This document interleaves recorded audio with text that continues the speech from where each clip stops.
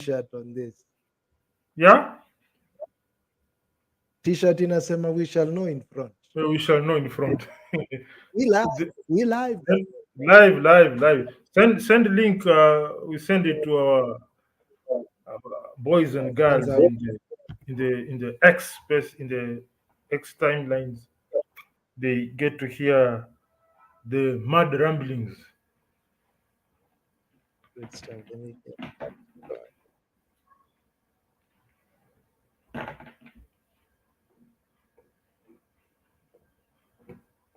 sawa, nimeituma, utaipata hapo kwa Okay, your hold on. WhatsApp.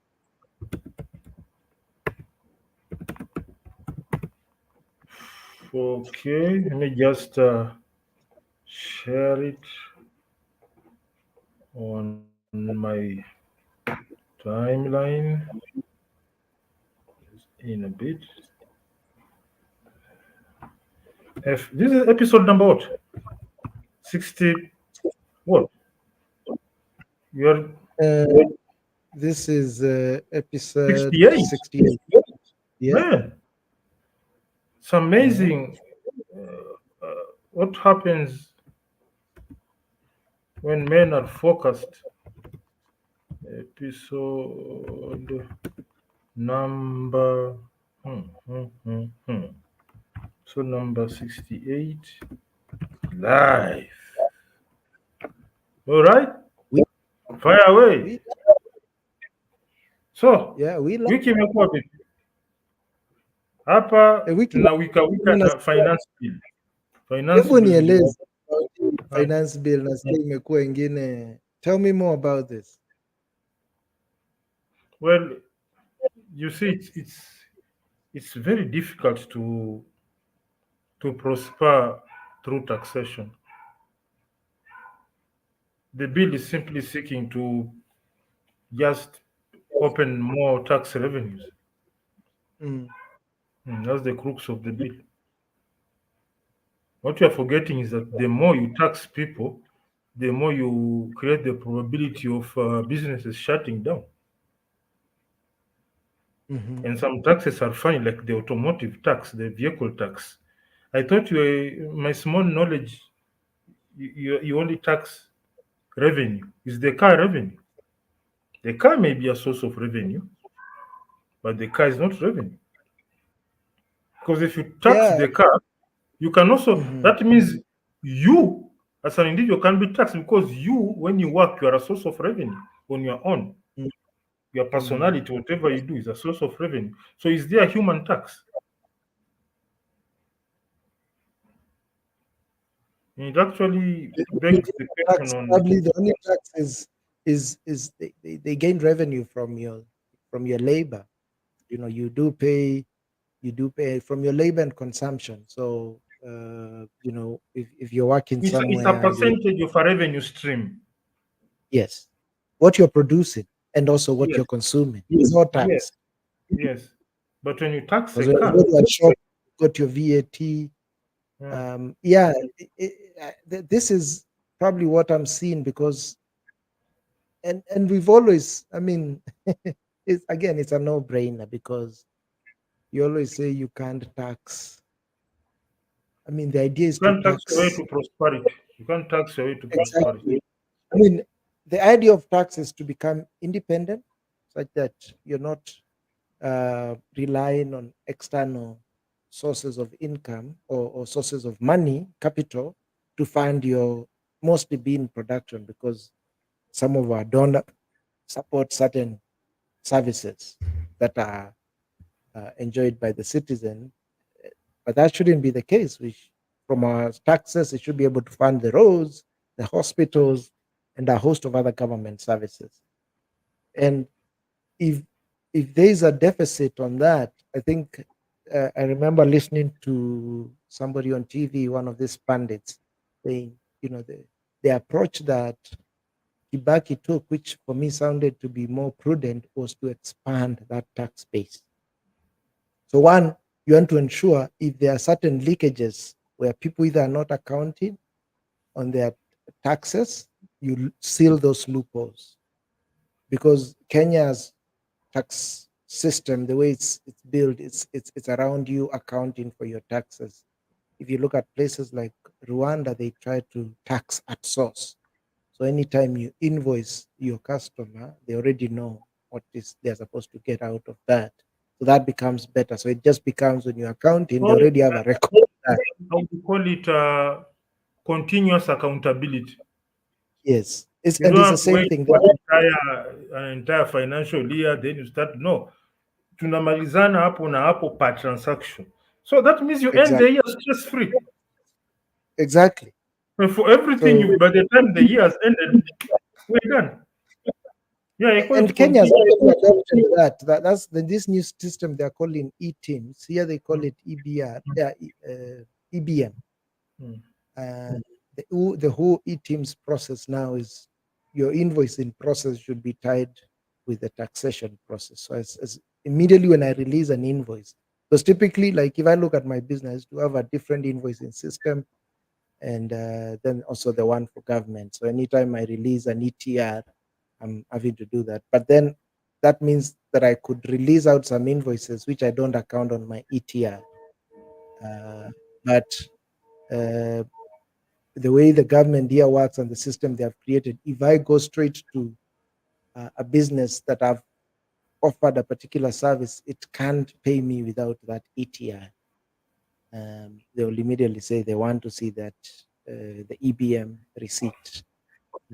So anyway, so one, figure out how you close those leakages, and then two, expand on that tax base. So if let's say the Juakali guys are not accounted for because maybe they deal in cash, there's no way to track how they are, doing their business. Try and include them on the tax base, and that's how Kibaki was able to always exceed the KRA of his time. Always used to exceed the targets they used to set because what they started doing slowly. You can hear the train. What they started doing was to expand on that tax base. So immediately expanding, including more sectors, those sort of so-called informal sectors, bringing them into the more formal sector where formal basically means now they are within a tax bracket. And that way, you're raising more revenue for government. You're not necessarily increasing the tax, but you're just adding more people. If before you had 10 people giving you 1,000, you now have 100 people, uh, and you know that you can multiply what that means um, as you add more of that number. I think that should be the goal instead of necessarily increasing the tax. You now figure out how do you close those loopholes and how do you add more, because there's still more of that informal sector that is not fully accounted for within the Kenyan economy, and that if you can bring them on board, and many of these people actually are ready to pay government. The hawkers that operate within town, if you talk to them, they'll say yes, I'm happy to pay whatever is required by the municipality. I think all I want to ask from the government is to be able to operate my business without a worry of I'll be chased away from my operating base, whatever it is. So if they are told every month pay X amount for you to operate your business in a designated area where you can, sort of be able to put out your wares and people to come and pay. I think that's what they need. So yeah. You see, one thing about this republic, we normally say that we are very, very quick in adapting technology, but I think they are confusing adapting technology with the people buying mobile phones. Don't assume that people are very fast in buying mobile phone. Then you say, no, that's you're just good at buying consumer electronics. In terms of technology, you are far behind. Mm. We talked of modernizing the Juakali. Remember that time when we talked of these people at Juakali?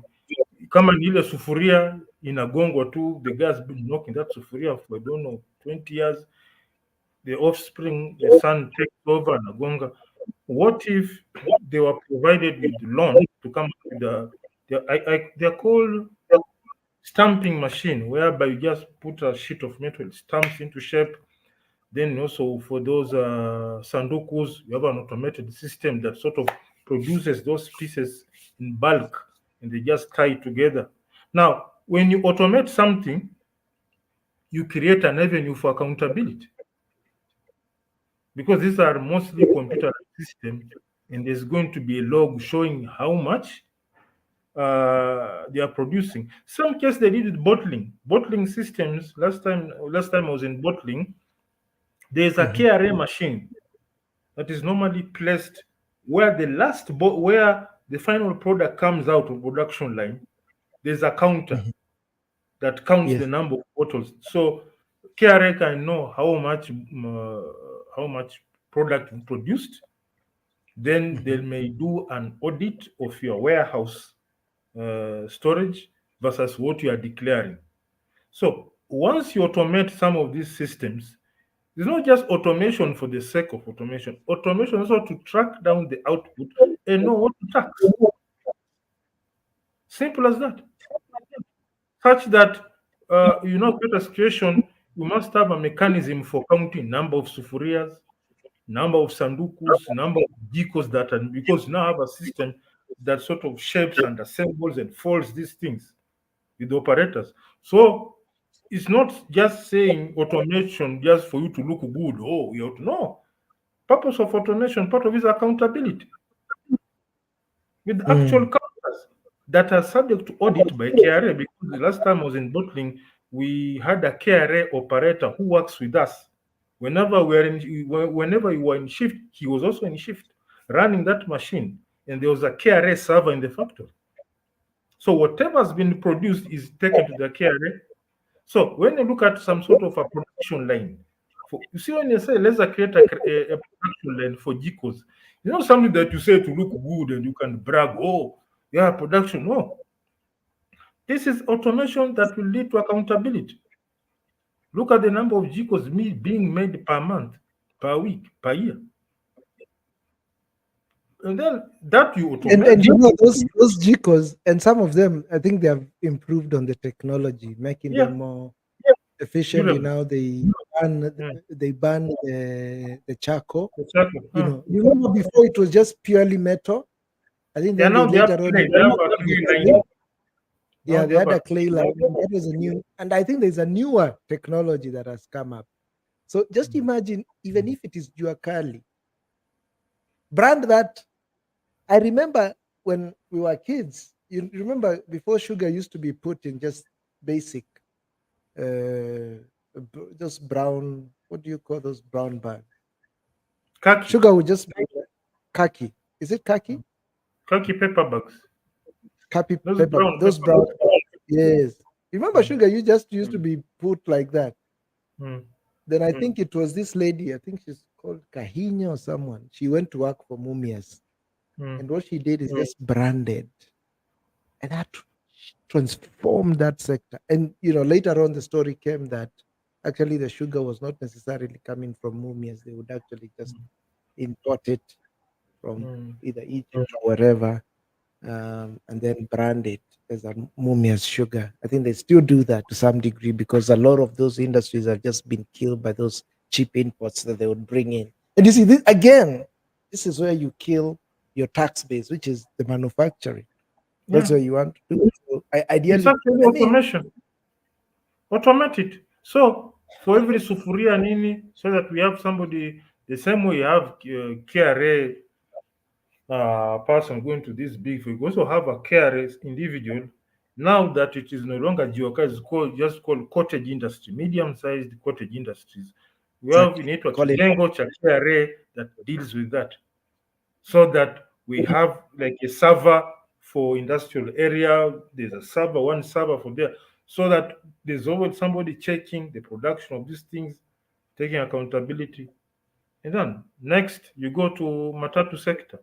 Matatu sector, each one. You remember that machine for Kenya Bus, that ticketing machine. Yes. Now you have an electronic one. I've seen with the Kenya Railway conductors on the commuter train. Should pass a Yeah. law that every conductor should have that one, and that thing should have an auditable thing where you press a button, it gives you a summary, and it should actually be having each gadget should have a SIM card that connects to KRA servers. For every transaction, it's picked by KRA. Then, since this is a daily revenue thing, at the end of the day, you say audit, so that we know how much we expect from you. If we are to collect your taxes from you today, how much do we need? All right. And if you want using a certain pay bill, you can actually after you close the day from the same gadget, you can actually make a payment by M-Pesa or whatnot by mobile. You'll be shocked how much the government is making per day. Like here, what they have done. And I remember actually all these solutions actually that much of Rwanda has taken. I think many of them were borrowed from Kenya. Just that they are more diligent and Mm, more organized. mm, And here, all the buses, they are, you don't pay cash. You buy a card. mm, It's basic. That was like the first thing I had to do when I came to Kigali. To get one of those bus cards, load it up with money. If I needed to use the bus anytime, and not just buses that just the commuter trains in Kigali. It's all buses. So if I have to move from one city to the other, again, although that one I think we pay by cash, but yes, I'm given also a receipt because also these guys will feed it into the system. mm, Um, but I tap, and I remember Nairobi had that idea because I bought that card. I mm, think that some of the KBS started partnering with KCB. They had those cards already set, and I remember I was so excited because one, that was the time I was also using the train also a lot.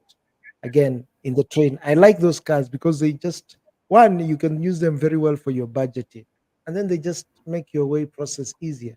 So like I used to get, I had a card for the train.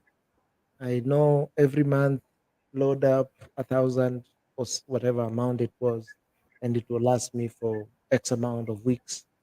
Um, Even if I don't use it, still money that I don't lose because I use it continuously. I could have some of it carry forward. If I happen to have used more in the year, I'll load up at some point midway. Um, so there was that. And then because I remember I had started off with the train, and then when I would get to town, I still had needed to connect with a bus from Tao to now my office. So when they introduced the one for KCB, and they had those guys stationed at the bus station. So immediately they get your name, whatever, you get the card, it's activated, you load money, and then now the guy at the conductor just taps on his machine, boom. But then I remember that time when I started using it, sometimes they say, oh, this thing is not working. It's not working. I think they were just sabotaging it intentionally because they didn't want that. So it's just then organization. that should be, That's if it is that's how sabotage, it's that sabotage. comes that should be something from management, because I don't think a conductor can do that on his own. He has to be in cahoots with someone, because there's accounts department and such. So again, as George NGA says, we are who we are. But now these are some of the issues that tax, especially the transport system. Look at the number of people who use transport services on a day-to-day basis. Yeah, Sharif Mustafa, karibu sana, welcome aboard. So, matatus, tuk-tuks, boda-bodas, they should have gadgets that week. Wakati wa kulipa, there's something else to press, and the issues here either a receipt or an e-receipt. I'll prefer an e-receipt where it just sends it over Oh to yeah, your phone, even if on the on you don't have you have paid the cash, you should access the. Can I just take a quick call? That seems I just want to hear okay, what this no guy. problem. Break. So let's give Brian a minute. We'll be back in a moment. Stay tuned. Stay locked. Keep it Haya, right sawa. here. It was just a matter of picking the call and asking if there's an emergency. Is there an Yeah, emergency? No emergency. Thank you very much. Don't call me back. I'll call you. that's true. I think these phones have also just created. Hmm. I mean, the idea that we need to lug around carrying these phones every night. We could easily leave them in the house and nothing will happen. I mean, how many Because, emergencies have you dealt with this? because somebody was calling me. Yes. Is there Yeah. a problem? No. I'm in the middle of show. Don't call. I'll call you back. Bye bye. This from How are we Manungu. organizing this, bro? Huh? How are people doing it? Organizing No, dates. you see, at the end of the day, every every situation provides you with new challenges and opportunities to adapt. At that time, there were no mobile phones. We adapted to that. There will be Now the the technology, call. What are yeah, we this thing? adapted. In fact, we were more disciplined because somebody tells you go to the telephone booth at such. In fact, by the time I was joining university, that was I think 2002 or 2000 and something, 202, 201, there were no mobile phones. Mobile phones came in a bit later. Yeah. So I remember I wrote down, used to have two phone booths at the campus. So I'd write the numbers, then I'll do a reverse call to my dad's Yes, office, really then reverse call. Are then you calling home? I would call my dad's office, then I'll Okay. read for him the number for the phone booth, so that you're told Oh, now come such and such a day, I'll call you. Then you go there, you find there are four of you waiting for a call. Ambia sasa. So somebody rings, brrrr, hello? Then someone turns nini around, yako? Brian ni nani? Oh, the meme. Then you are told mnamwongea haraka, mi pia nangoja my dad anikole anipigie simu. Yeah. It was I very remember interesting. Mm. we had those phones in the house, and then but because my parents live, our home is on top of a hill. Mm. Every so often there'll be a tree that has fallen, maybe because of wind or rain. So there'll be some months would stay or weeks would stay with no connection. But it was so good, man. Because every year they would give us. I remember the yellow pages. You remember the yellow pages? The, Right, that every time the that directory, directory, yeah. and you'd be so happy that your name is there. Yes, we are here. This is Oh, Tuko hapa. I mean, you had to pay if you had to. Maybe if it's a guy is a doctor or something, you had to pay for the space for to get it either bold or something. I mean, It for was the an annual uh, subscription to be seen there. And life yeah, was okay. There wasn't any much of an issue. But yeah, as technology develops, it's like it's like breathing. You want to breathe, but the air you breathe will come with some funny smells. So you don't have to stop. You don't say, "Well, let me stop breathing." So technology will come with own issues. As like right now, you can just send an SMS. If it were in 1990s, you'll wait till tomorrow morning. In fact, not tomorrow, Monday, because the post office is not working. You go send a telegram. Not this telegram app. There used to be a telegram where you count words. I think it was 10 cents per character. So I remember my dad writing, and you try to make you want to squeeze in a very large portion of the message in that word. Then you go there, they count for you. You press you pay, then they do something, then they tell you, they give you a receipt kuwa imeenda. Then the other person, you call them, you say ati kuna telegram inakuja, so they go to the post. It was a very cumbersome system, but then we are now seeing it at cumbersome. At that time, it yeah. wasn't Because cumbersome. we are a hyper connected world. I mean, Mm, before you probably met someone for a meeting, you probably mm, texted him 10 times to confirm time, where, and you already said let's meet 10 a.m. at Trattoria. I'll be seated at the bar. By the time before that meeting happens, oh, uko wapi sasa? Nimefika. Nini nini. But I guess then we used to trust each other and know when you just send that message, whichever way you are doing it, either based on a phone call. I don't know how we were getting messages. It's so hard to, and even now when I think of the phone, even when the phone came, I think we were not so obsessive about it like we are now. And it's not so Because many years back. it was a normal thing with either ile ya kudial ile ya Oh, kuzungusha it was SMSs and ama phone ile ya calls. It's kufinya just finya. like, It didn't have yeah, any fitness. it didn't have the YouTubes and the Instagrams where you get sucked in before you know it. You've been there for an hour plus doing Mm, nothing.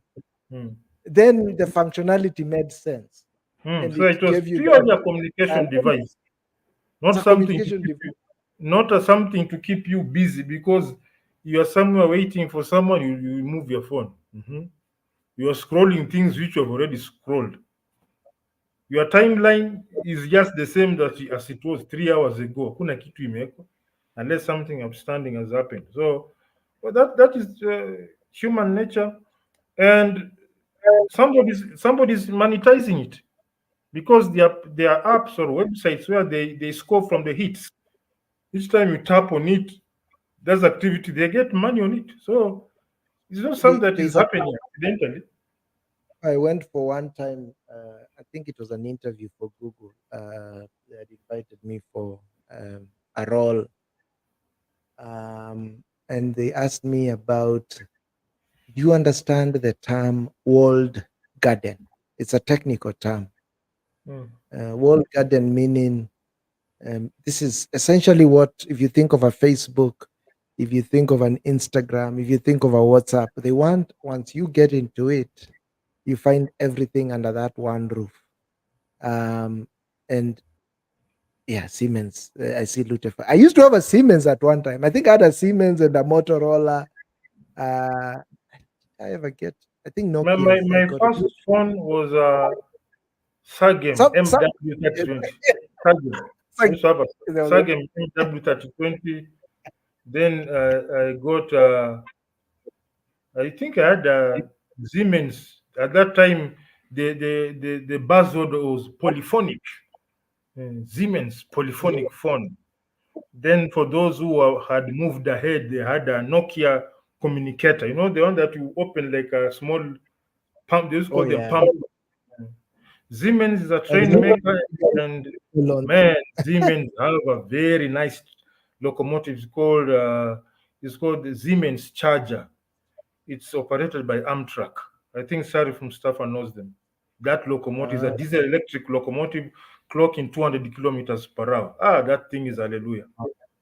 yeah. Siemens. Actually, I have a friend, an engineer, who recently relocated to Germany. Mm. I think the last maybe 1 or so years. She's working for Siemens, and I need to actually reach out to her. She's telling me the experience of how crazy to work in that environment. I mean, it's interesting. It's very eye opening. But yeah, we were talking about what was I saying? I even forget. Anyway, we'll continue. That it's called the Siemens Charger. It's a very sleek diesel electric Right. locomotive, and these are one of the things I love them so much because one, they are very easy to build.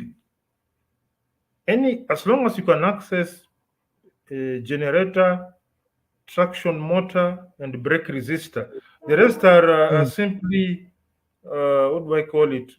Auxiliaries that you can just put together. Yes, London Underground tube trains are run by Siemens, but I don't like tube trains because one, there's very low aspect of comfort. It's just another commuter. I like long haul things, the locomotives like and then there's a company called Voigt from Germany also. It's a very interesting stuff there. So, but she's lucky But to work with yeah, Apple is I a mean, good talking. example of what? Uh-huh. Apple are the ones who tried to make a car. Then they spent billions. Then they said the project has collapsed.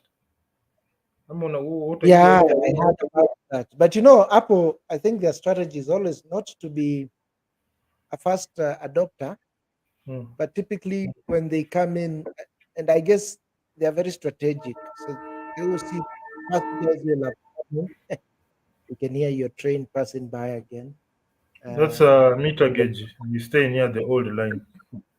is, is that the old The old engine, or that's the ones they got from, was it Spain? The second hand ones they got from Spain. Oh, those are DMUs. DMUs don't come to DMUs in a Peter pipeline. Here we just have the normal meter gauge locomotives, and they also go to Mombasa. We have the cargo. You have cargo meter gauge going all the way to Mombasa, carrying steel rolls, and tankers See, containing petroleum and petrochemicals. The old line is still active. It's still very very yep, active. Mm. I've seen that, and it's good actually. They need to maintain both because still the demand for cargo, particularly. I mean, it seems like passenger now train. I don't know if it's still running the passenger service, at least on the long haul parts. I think they Long stopped haul that. So the passenger is in Nairobi, Kisumu. Nairobi Kisumu is still running on the old meter gauge. Yeah, Looking forward, it's a actually, very, I saw the it's a very SGR strange. kind of thing You with said that so? if you go to South Africa on the SGR. I think that would be a game changer because I don't think we have. Repeat. Your microphone sort of skipped a bit. Okay, I'm saying, Mm. can you hear me loud and clear now? Very much. I think the game changer I saw, and which I think if they follow through on that, I saw there's now agreements between Kenya, Uganda to extend the SGR. They even signed, I think, even the Kigali or Rwanda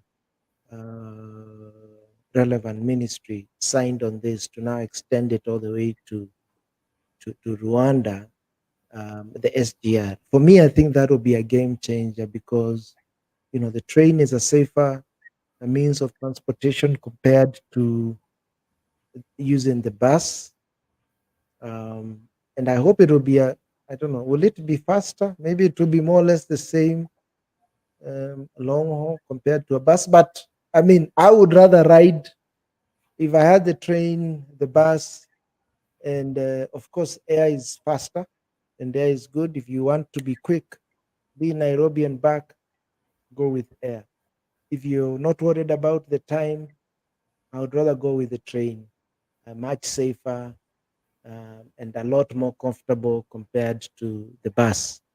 Um, and that's what and that will interconnect. You are talking about, if you talk of sports, when you talk of entertainment, when there's like a big artist performing in Kigali or performing in Kampala or in Nairobi, um, instead of just attracting the local market, you can then be able to ask people within the region, come if there's a game running, a football match, you know, and we've seen that actually here in Rwanda, and more recently, because they have been attracting some of the bigger events. We've seen them attracting people from the region, people either flying or driving to come and attend, a major concert or to come and attend a major event. It becomes a lot easier. I mean, that's how Europe is now.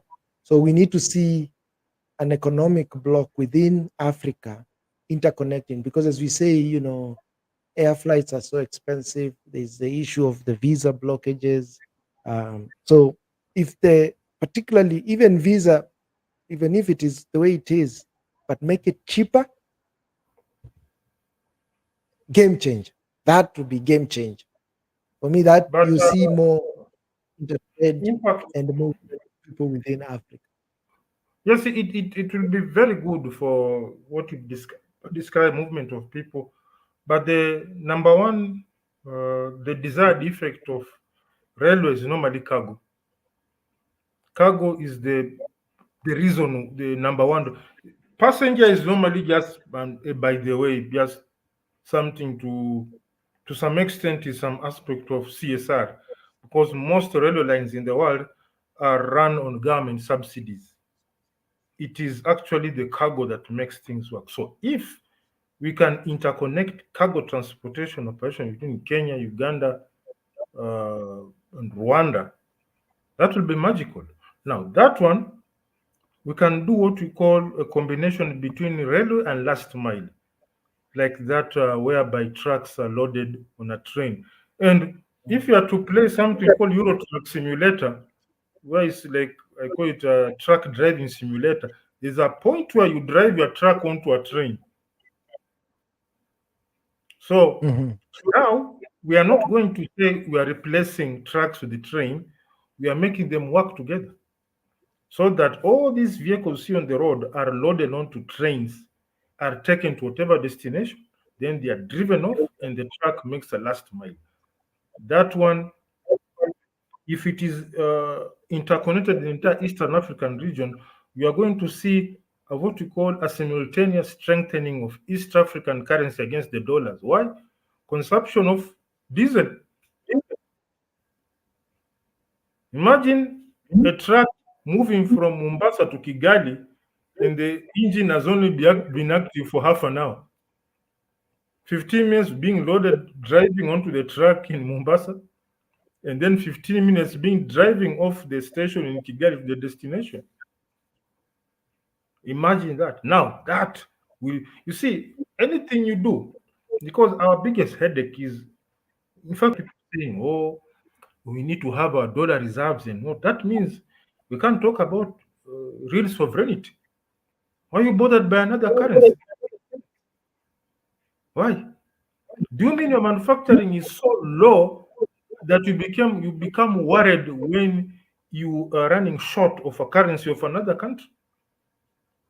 That's a point to ponder about if you're somebody in leadership. It really points, it pokes some holes into your so-called sovereignty. What is this? And we've been, in fact, I used to hear that since when I was in primary school. Yeah, foreign exchange Anna is a foreign exchange Anna. Uh, what do we need this foreign exchange for? What are we buying from these people that we can't buy ourselves? That's a question we should be asking. I don't think an American somewhere keeps reserves of Kenya shillings. I highly doubt.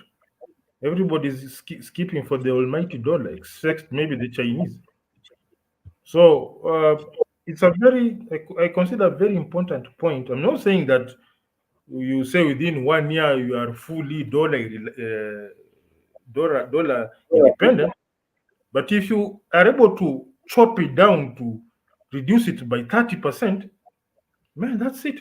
You know the trajectory, and immediately businesses will start saying, "Oh, this can be made local."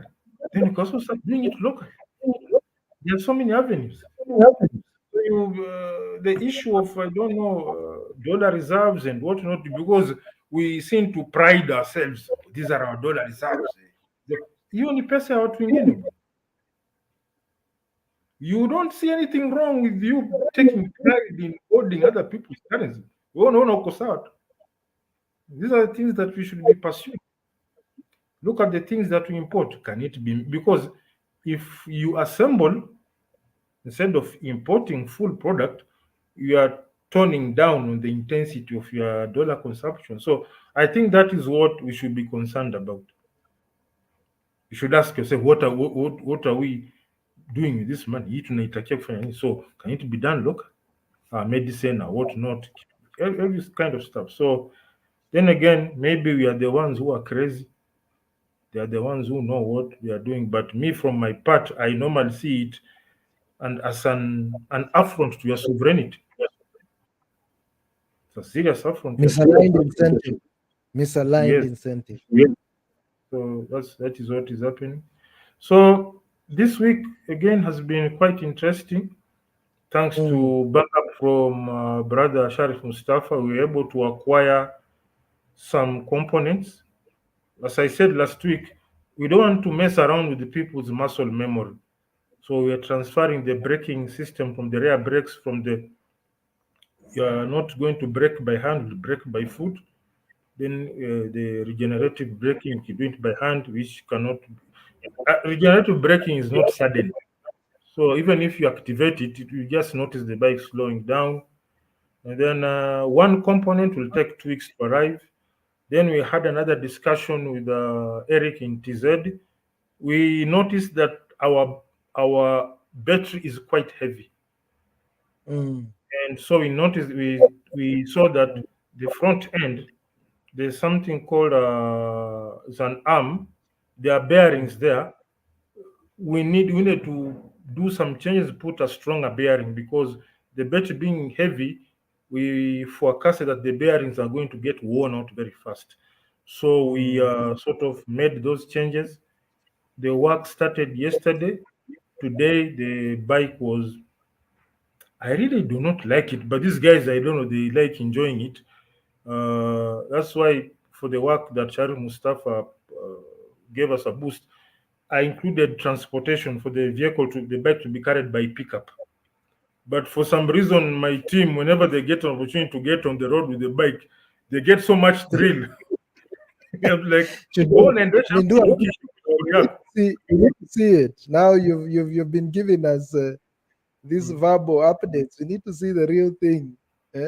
Seeing is believing, Oh, I and can I share hope something briefly. Let me share share. something briefly.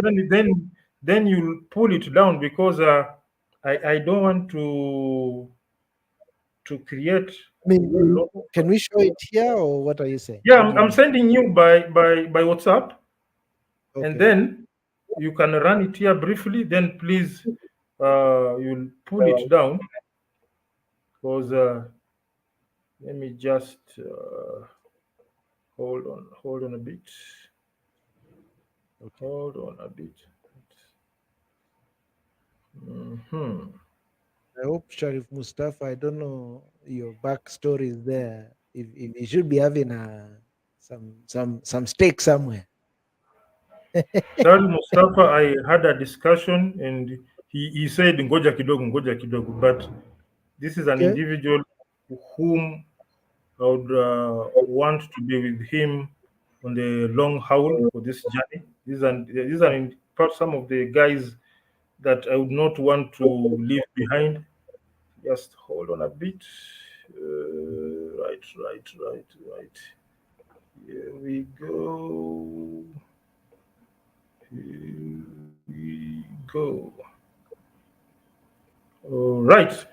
I've sent you a WhatsApp of the gentleman George doing a quick, uh, what do you call it, rounding window within our yard. Because Mhm. I think it's loading on your end. Yeah, it's there. I just play it a bit and take it down because we we don't want to put yourself under a lot of unnecessary pressure. You have received it? Yeah, it's downloading. Okay, now it's Oh, good. Let me share now. Um, and I wonder, with the battery being that heavy, did it affect the aerodynamics about around it? aerodynamics. Tu zingine Uh-huh. don't clutter your head with so much things. Don't clutter your head so much, my friend. So what we're looking at is a 5 kilowatt Yeah. motor. That's a five Like, kilowatt motor that has the carrying capacity of a half a canter. oh, it looks nice. I like the new look. So they have So gone on once it, the road with it. yeah, They have gone on the road with it. yeah, they normally, I don't know, they are always looking for excuses to go on the road. Sema hii paka tuipeleke Baraka. They're So enjoying it. So I this time I gave them some money for the work we'll be doing on the brakes. I gave some money for transportation by pickup to and from the site. I don't want to get a call from the guys who wear hats. Watu wa kuvaa kofia. Naambia tumeshika hii kitu. I can be like, Okay. Anyway, when you're ready, you can give us a good close up, with a good 360 when you guys we, we'll, finish. we'll make a fully professional video. Okay. This was simply some bit of proof of concept so that some of my supporters like Sharif Mustafa can know that this is not happening, this is what is happening, as opposed to maybe pesa inaenda kwa kina Chantel na Shiko in such kind. Mm. You have to do some show of faith, show of good faith that at least Put this. accountability to your supporters also. Yes, yes. So at the end of it, we'll come up with we'll make a fully professional video Mm. where it includes things like selection of sites, professional staff, cameras, if possible, drones and whatnot. Uh, this is just proof of concept to show that tujatengeneza sanamu.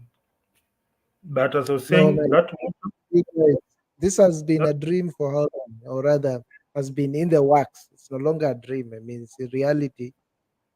This has been in the works for now. How long? we're not going to 2 years now. 2023, no, 2 years now, because 1 year of activity, then we had 8 months of inactivity. Then we revamped things and we said, okay, kind. So, as I was saying, that motor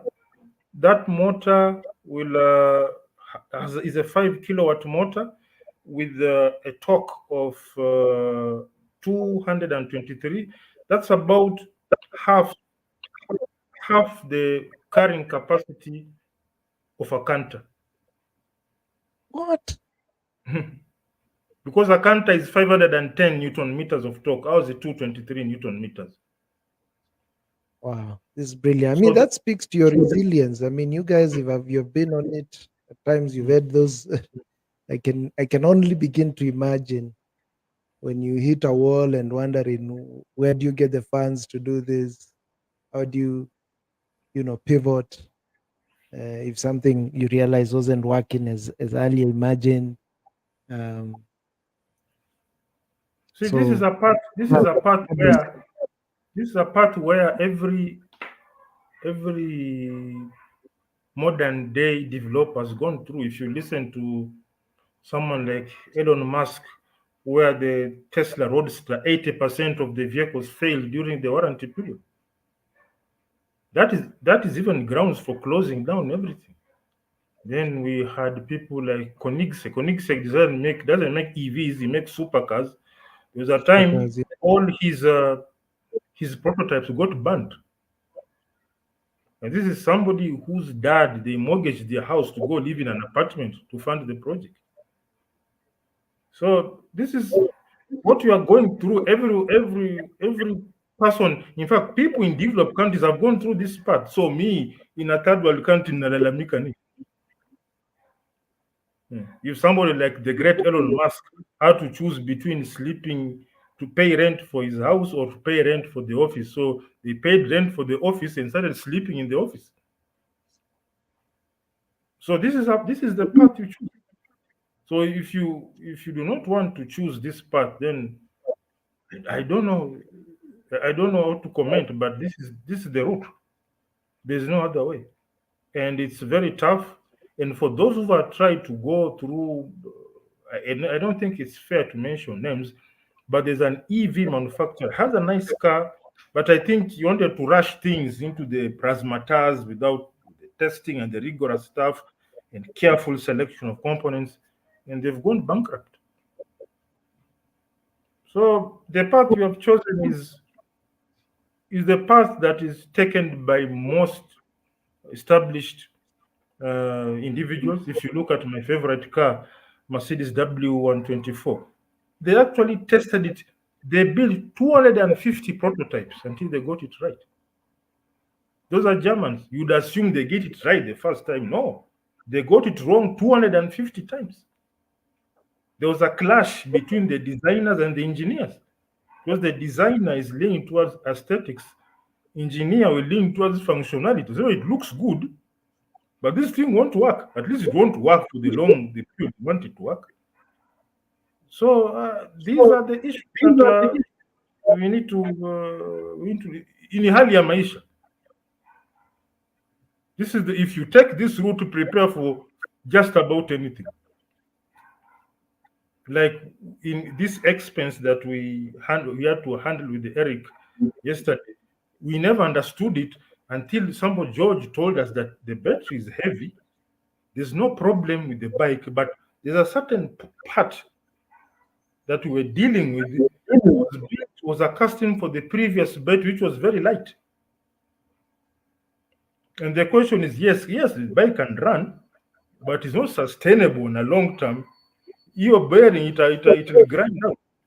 Au siku moja ujipate maybe during testing you now deal with with a hospital bill because the test rider amepiga kichwa chini because bearing iliachana na pikipiki kwa 80 kilometers per hour because the bike is quite powerful, because that torque, that power, it has the carrying capacity of half a canter. Since we are not carrying half a canter, we are converting it into range and acceleration. That's why the bike can give you 100 kilometers plus when fully loaded on one charge. No, I mean, because it takes a particular kind of mindset to pull such kind of a thing. I mean, it might sound quite easy, but not for the many. No, you need to have some element of chaos in your head. You And need to be a stamina. bit. I call I it guess mental. I call it mental chaos. Because you are now going against the grain. They are unbelievable in some sense, because you're seeing something that many don't see, and Because to form the easy gain for a long-term gain. you see, I know it's not many the people that the reason I call it mental chaos is I am somebody in a third world country, and I'm getting into an industry that people like Suzuki have been there, Honda, wako hapo, Ducati are also there, whatnot. And then me, ninatokezea hapa with my contraptions pia ati najaribu kufanya vitu zangu. You have to be a bit mad to try that. Not madness ile but you have to be very daring to imagine that. And my one of my stories of inspiration is these guys from Brazil, Embraer. When Embraer went into manufacturing aeroplanes, Boeing had been in the industry for 50 years. Boeing had been building aeroplanes for 50 years when Embraer came in. And they had somebody could have said, well, see, Boeing one, you can just buy Boeing and fly to the lake maisha. Why are you unajiumiza? Now look at where Embraer is. Especially they have a very nice private jet, the Embraer Brazilian or what is it? Yeah? It's from Brazil or It's a what is it? Brazilian. It's a Brazilian plane. company. And I mean, I think they were very strategic, because what they did is they realized, oh, there's a niche market here that we can take up, which is regional jets.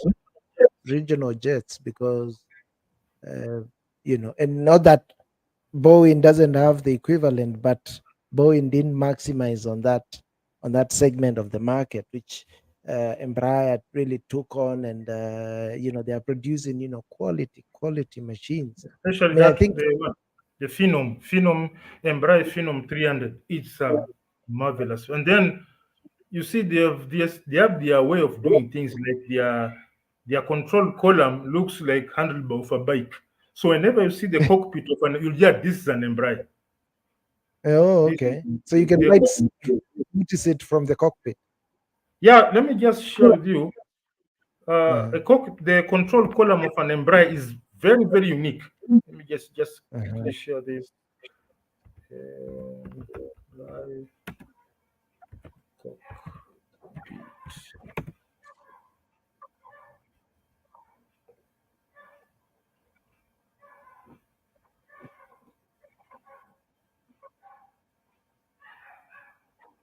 Copy image. I'm just sharing it with you.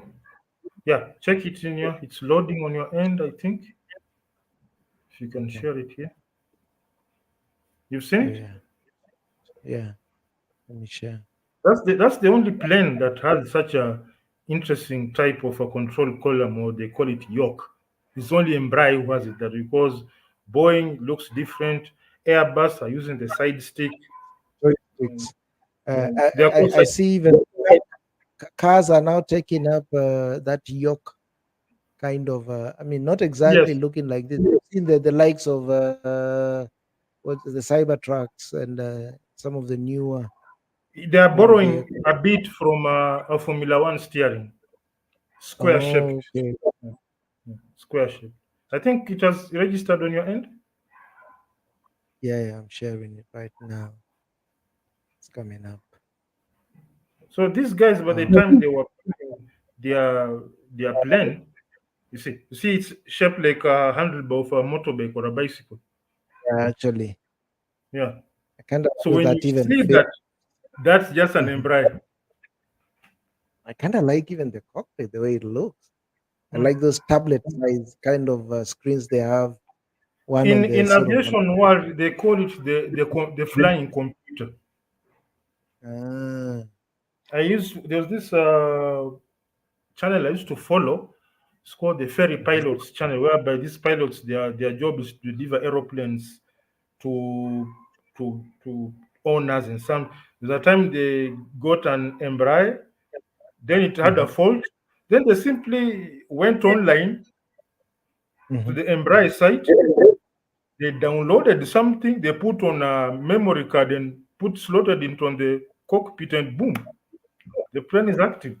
So I think that's why they call it the flying computer. It's a very sophisticated, but then simple. It's just a beautiful plane. It's one of the most sought after private jets in the world. Embraer Phenom 300. I hope I got the name right. It's It's called a sort Phenom. of a business jet. Yes, yes. Uh, So, as I said, when this guy started out, Boeing had been in business for 50 years, and they had the but choice of simply. what's happening with Boeing with the number of failures they are seeing with the. Do they still have a bigger market share compared to the Airbus, or who has the bigger market share? Already Boeing, they have a problem with the stocks. Yeah. Mm. I mean, I guess Boeing, they used to say they have what longer range kind of planes compared to Airbus. I don't know if they still maintain I don't that know if it is. edge. I don't know if it is ethical to mention this, but the moment they joined up with another organization, I think it was called something Martin. Lockheed Martins or what is it? The I'm not sure. defense They contract. merged. They merged with another aeroplane, and that other company. You see, that other company was very much corporate oriented. Sales, sales, sales.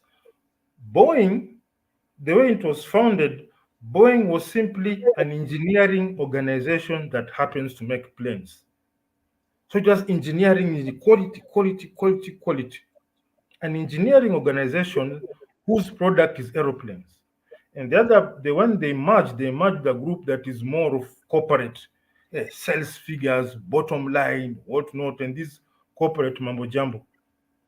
So that philosophy filtered into Boeing to a point where they fired all quality inspectors. Boeing used to have quality inspectors. They got fired. And I think this is what they were doing because it became it's kind of like the same philosophy of I think what was driving it was the same philosophy around looking at the most lowest cost um, reductions that can be made. You remember the whole push of like this that was going on, which was around call centers, pushing them all the way to Asia, back office pushing all the way to Asia, because they were looking at the most lowest cost of production, Cheapest. pushing, Mm. yeah, the cheapest. It became just a rush to the bottom. Even when the big push of moving manufacturing to China, I think I've seen now, and I think we spoke a little bit around this last time when I was listening to the U.S. Ambassador for Kenya. She was saying, now the supply chains are getting diversified because they saw the effect of COVID, relying on only one supply chain had its own issues. So there's that is happening, and then they realized, yes, it's not just the cheapest. People now started resenting, calling a call center and then hearing an Indian accent on the other side. As much as the Indian guy was responding would get like an English name, you'll be called a Jamie or a James or something of that kind. Still, the accent really bothered people. And then they started realize, oh, what's happening?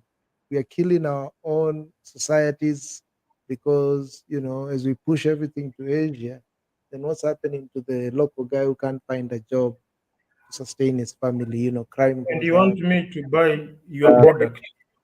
You want me to buy a Exactly. product, and you fired my uncle, you fired my cousin, fired my brother because of downsizing. You are looking for cheap.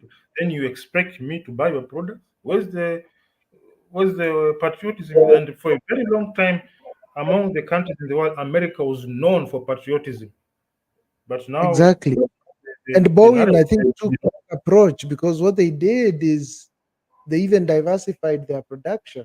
So they moved a lot of it from America and it was spread across all over the world. Um, and I guess that was the time, again, the push to the bottom and looking at everything from a dollar sign. And again, even that dollar sign, if you were to critically look at it, it even had more adverse effects because, you kill entire communities. So what felt like it was cheaper was only looked at from one single lens, and they didn't interrogate the impact of that, you know, in the wider scheme of things. So that's what's happening. I think when Boeing now cuts down on quality control, when Boeing now looks at, looking for producers all across the world, what's the impact? Will they be able to control it as much as they did when they had? I think their big production centers are in places like Seattle, and I think somewhere in the south of the U.S.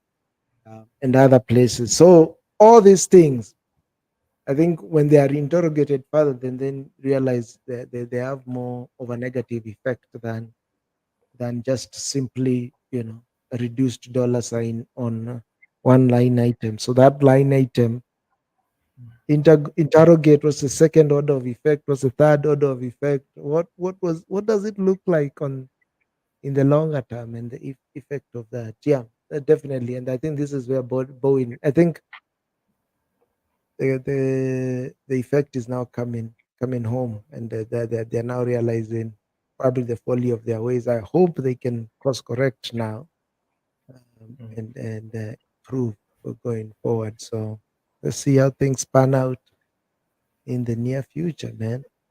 I can see So we've hit 5 minutes, bro. 1 hour and 2 minutes on my 5 minutes. end. I want to say thank you very much to my lone wolf audience, Sharif Mustafa, the man with the boat, Lote family. Today at least tumefika mapema kidogo, we got a mnofu kidogo. Zoea hivyo hivyo, pandisha timing kiasi. Sizoe kukula mfupa sana. But Atuambie uh, alifika wapi? Where did he huh? start? Can he give us a bit of a story? Whichever information that he can release publicly, we need to hear more of this. He said he doesn't want to share, so we just call him. We call him the boatman. Call him Lote the boatman. The man who has managed to sneak his way out of the matrix, man. So from Athi River, can I say adios? from Kigali, Adios. Rwanda. See you guys.